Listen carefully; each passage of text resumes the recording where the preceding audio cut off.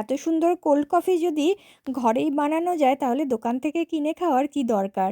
Cold coffee বানানোর জন্য 1 চামচ কফি, 1 চামচ চিনি আর ওই চামচেরই 2 চামচ গরম জল নিয়ে নিয়েছি।